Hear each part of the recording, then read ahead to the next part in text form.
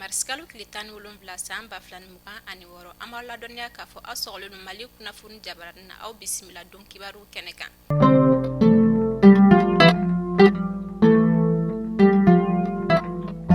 Ka kunnafoniya daminɛ ni OCS ye n'a ale ɲɛsinnen don ɲɛnaminimafɛnw kɛlɛli ma juma don Marisikalo tile 17 san 2026 ani wɔɔrɔ sɛgɛsɛgɛli baara senfɛ yɔrɔ min bɛ yen nɔ ko RS Ranking Club wolomasigi tabaw ye shisha dafalen den 11 minɛ ani ka tɛgɛ da maa 6 kan muso 4 ale ni cɛ 2.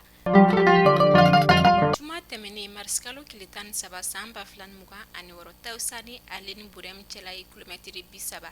Denmisɛnnin 2 bɔnɛna u ni na togo juguya la ka sababuya kɛ mugujugu pɛrɛn ye. Kunnafoniya dɔw y'a jira k'a fɔ ni denmisɛnnin kofilon cɛmannin ale si bɛ san 11 a dɔgɔmuso si bɛ san 9 na.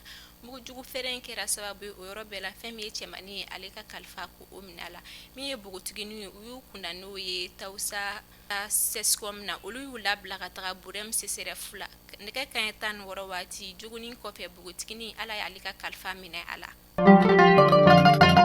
Sheikh Umar Farikou ni ale Ikmal dini ɲɛmɔgɔ ye a ye lase dɔ kɛ min kɔnɔna la a b'a jira k'a fɔ mɔgɔ o mɔgɔ i bɛ diinɛ wɛrɛ la min tɛ silamɛya diinɛ o tigilamaw ye kafiri.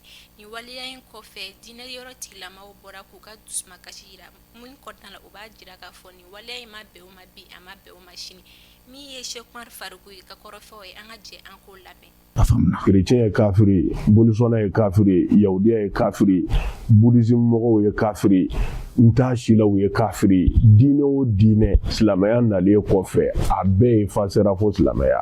N'i ye silamɛya dɔn i ma sɔn k'a minɛ i tɔgɔ kafiri.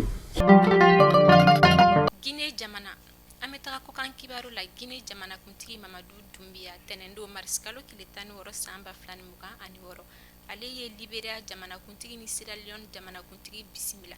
A bɛ wagati caman bɔ kunnafoniya dɔw y'a jira k'a fɔ fɛn min ye dancɛko kɛlɛ o bɛ ni jamana kofɛnw ninnu ni ɲɔgɔn cɛ. Ni laɲini kun ye walasa ka jɛka fɔ sabati dancɛko kɛlɛ min u ni ɲɔgɔn cɛlaw la. Nigeria Marisikalo tile 16 san 2026 ani wɔɔrɔ ale dugu mɛnɛ ko Mɛndigori kunnafoniya dɔw y'a jira k'a fɔ jatigɛwale tigilamaw ka mugujugu fɛrɛn kɛra sababu ye ka maa 23 o bɔnɛ a ni la min ye maa 108 ye olu joginna.